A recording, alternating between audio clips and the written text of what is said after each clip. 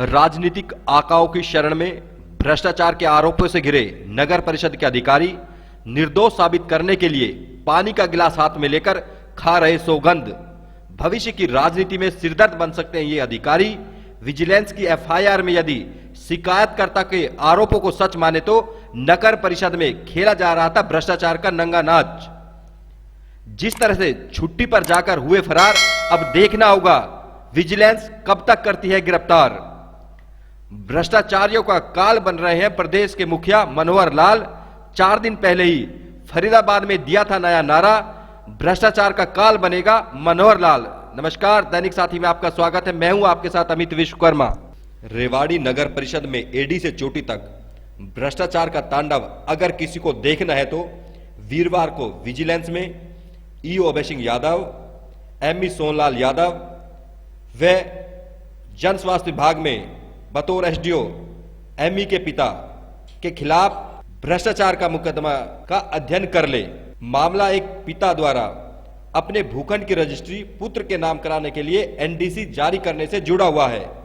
इसमें आवेदक से काम के लिए बार बार 2 लाख रुपए की रिश्वत मांगी गई। रिश्वत नहीं देने पर प्रताड़ित किया गया। करीब 5-6 बार उसे अप्लाई कराया गया। पैसे नहीं मिलने पर हर बार फाइल में खामियां निकालकर उसको अटका दिया गया। कोई अफसर पीड़ित को घर बुलाकर बात करने को कहता है तो कोई भूखंड का आकार बड़ा होना बताकर बिना पैसे काम नहीं होने की बोलता है। एक एसडीओ तो अपने एमई पुत्र की दलाली करने पर उतारू हो गया। यह हाल विश्व के सबसे बड़े लोकतांत्रिक राष्ट्र के हरियाणा सूबे के रेवाड़ी नगर परिषद का है, जिसका शहर की जनता के मतों से निर्वाचित 31 पार्षद भी हिस्सा है। लेकिन मोटा वेतन पाकर दिन भर कुर्सी तोड़ने वाले इन रिश्वतखोर हाकिमों को न जनता के प्रति उत्तरदायित्व, न 31 पार्षदों का खौफ और न ही राज्य सरकार का, जिसके ये महातत्व हैं। अब आप सोचिए कि अगर इस संस्थान में 31 निर्वाचित प्रतिनिधि नहीं होते तो ये हाकिम अंग्रेजों के जमाने के अफसर ही बन जाते। अब भी इनका आचरण तो ऐसा ही है। अब चूंकि पीड़ित ने तंग आकर विजिलेंस के माध्यम से इनके खिलाफ भ्रष्टाचार का मामला दर्ज करा है तो मामला भी बढ़ने लगा है।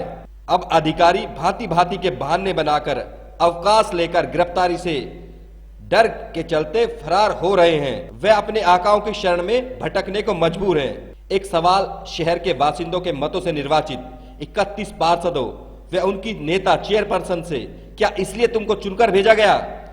क्या तुमको पता नहीं तुम्हारे मतदाता जिसने मत का तुमको दान कर इस सम्मानजनक पद पर बैठाया, इसका इस तरह शोषण होता रहे और तुम खामोश बैठकर देखते रहो? चेयरपर्सन की तो संस्थान की मुखिया होने के नाते तत्काल पद का त्याग कर देना चाहिए। निश्चित तौर पर उनको भी इस भ्रष्टाचार के पल्लवित होने का ज्ञान होगा। इससे तो बेहतर है कि हाउस को ही भंग कर दिया जाए। अब देखना होगा कि जिस तरह से ये बड़े अधिकारी इतने गंभीर आरोपों में घिरे हैं, राज्य सरकार, प्रदेश के ईमानदार मुख्यमंत्री मनोहर लाल इन पर कोई कड़ी कार्रवाई करवाते हैं या यूं ही पहले की तरह विजिलेंस की फाइल अनुसंधान के नाम पर दबकर रह जाएगी। मैं कह रहा हूँ जो प्रॉपर्टी आईडी बनती है ना, प्रॉपर्टी आईडी, जी जी, उसमें भारी भ्रष्टाचार है जी है। ये जो अहिर एजुकेशन सोसाइटी है, जी जी, इसमें जो प्रॉपर्टी आईडी है बगैर डेवलपमेंट चार्जेस के ही आईडी बना दी, प्रॉपर्टी आईडी। जी जी। क्या बगैर डेवलपमेंट चार्जेस के आप आईडी बना सकते हैं किसी की प्रॉपर्टी आईडी? आम आदमी की तो नहीं बनती, वो तो उनसे चक्कर काटते हैं। हाँ, तो ये पूछा जाए ना, ये मैंने आज ट्वीट भी किया है मैंने। जी जी। आप देखिए कि अहिर एजुकेशन सोसाइटी ने प्रॉपर्टी आईडी दे दी बगैर, मतलब कि कम से कम 1 करोड़ का चूना लगा दिया कमेटी को, 1 करोड़ का। जी। और ऐसे ही सब जगह हो रहा है। प्रॉपर्टी जो आईडी है जी, इसमें भारी घपला है। गरीब आदमी जो है वहां जाते हैं, कहते हैं हमारा पोर्टल काम नहीं कर रहा। जिस तरह से अधिकारी संलिप्त पाए गए, क्या कि ऊपरले जो अधिकारी होंगे, चेयरमैन है या कोई इनके ऊपरले आला जो इनके नेता है, क्या उनके बिना संभव है ये? जब तक ऊपर वाला भ्रष्टाचार नहीं करेगा, नीचे वाले की हिम्मत थोड़ी ना भ्रष्टाचार कर लेगा। जी, मैं तो कहता हूँ कि कमेटी की पूरी जांच होनी चाहिए जी। किस प्रकार से यहाँ पर जो है लोगों से वो लिया जाता है, अपना क्या बोलते हैं, वो घूस ली जाती है। जी, जी। क्या बोलते हैं उसे, जो ये लेते हैं, सुविधा शुल्क हो गया सर ये है? सुविधा शुल्क हो गया सर ये। परसेंटेज जो लेते हैं जी जी, वो सबकी फिक्स है।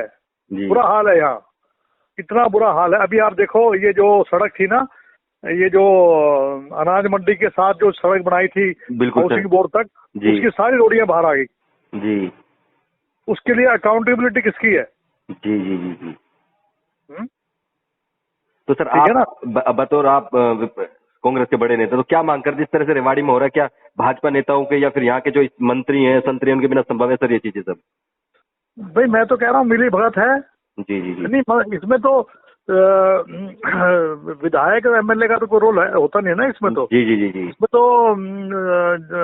तो जो वहाँ का जो चेयरमैन है ईओ है, ये लोग करते हैं। ऐसा है जी, रेवाड़ी के रहने वाले एक व्यक्ति जगदीश ने शिकायत दी थी, उसके आधार पर अभियोग दर्ज हुआ है नगर परिषद के कर्मचारियों के खिलाफ। तो इसमें जैसा भी जांच के अंदर आएगा वो निष्पक्ष जांच की जाएगी, उसके उपरांत सारी चीज बताएगी। सर किन किन अधिकारियों के खिलाफ मुकदमा दर्ज हुआ है और क्या मामला था, मतलब शिकायत क्या थी सर? शिकायत उनकी एनओसी देनी थी उन्होंने अपने प्लॉट की, जगदीश के चाचा की, उसके बारे में भाई सेवा शुल्क मांग रहे थे एक्स्ट्रा।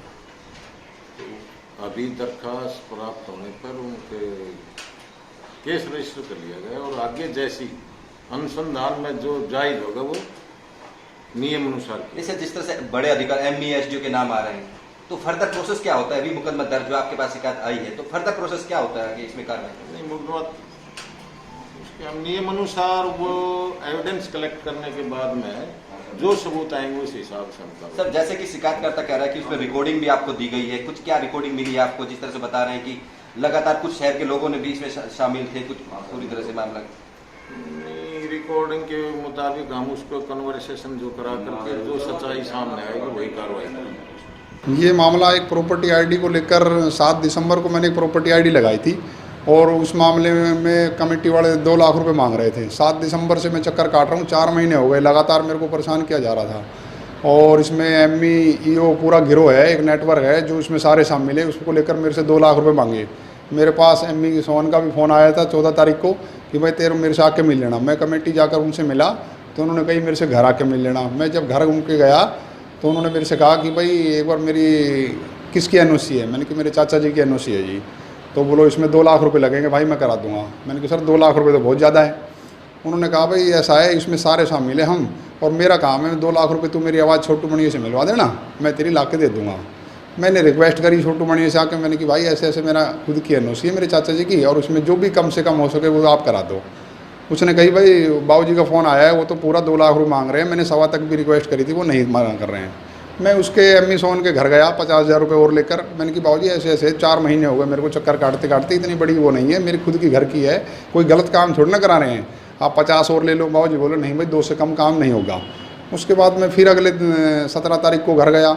ये एमई मेरे को वहाँ पे घर पे नहीं मिला, इसके पिताजी मिला। मैंने कि बाबूजी आप नंदलाल जो एसडीओ है इस समय बावल, वो कहने लगा कि भाई जगदीश किस लिए आया है? मैंने कि मैं एनओसी के लिए आया हूँ। मैंने कि बाबूजी आप थोड़ा सा मेरी अप्रोच कर दो, मेरी एनओसी हो जाएगी। बोलो भाई अभी त्यौहार है तो 2 दिन के बाद आना। 19 तारीख को इसका फ़ोन आया नंदलाल एसडीओ का मेरे फ़ोन पे। बोलो जगदीश तू सोहन से मिल लिया भाई एमई से? मैंने कि जी मिल लिया जी। बोलो क्या हो गया तेरा बात? मैंने कि जी नहीं। तो बोलो मैं करवा दूँगा तेरा काम, 2 लाख रुपये लगेंगे। मैंने कि ठीक है सर, कब आना है? तो मैंने इसकी सूचना विजिलेंस को दी। विजिलेंस वालों ने सारी तैयारी कर रखी थी। मैंने नंदलाल एसडीओ को फ़ोन किया बावड़ से, बोलो मैं बावड़ हूँ, 1 घंटे में आके मिलूँगा। शाम को वो मेरे पास नहीं आए। सुबह 7 बजे इनका मेरे पास फ़ोन आया, भाई आजा मेरे ऑफिस में हूँ। विजिलेंस वालों ने जिस हिसाब से मेरे को बताया था कि भाई आपने इनकी रिकॉर्डिंग करनी है, मैंने उस हिसाब से उनकी रिकॉर्डिंग कर ली थी। अब 14 मिनट की मेरी रिकॉर्डिंग थी 7 बजे, 7:17 तक पे मैं इसको ऑफिस पहुंच गया था। उसके बाद से मेरी 15 मिनट की रिकॉर्डिंग करके मैंने जिनसे मेरी बात चल रही थी उनको भेज दी थी। अब पता नहीं उसके बाद इन्होंने मेरे को 2 लाख रुपए लेके अपने ऑफिस में बुलाया था। किस लेवल पे बात ली कोई इसकी जानकारी मुझे नहीं है, इसका भी पता लगाया जाए। और रेड को फेल कर दिया। नहीं तो 3 बड़े अफसर इसमें थे। एमई साहब ने मेरी खुद बात हुई थी फ़ोन पे, जो नंदलाल एसडीओ था उसने फ़ोन पे अपने फ़ोन से मेरी बात कराई थी। उन्होंने कहा था इसमें एमई एक्शन ईओ सब शामिल है और 2 लाख रुपए आप मेरे को दे दो, आपकी एनओसी हो जाएगी। एफआईआर जो दर्ज हुई है वो अभी नंदलाल एसडीओ, एमई सोहन और ईओ अभय सिंह, तीनों के खिलाफ एफआईआर दर्ज हुई है।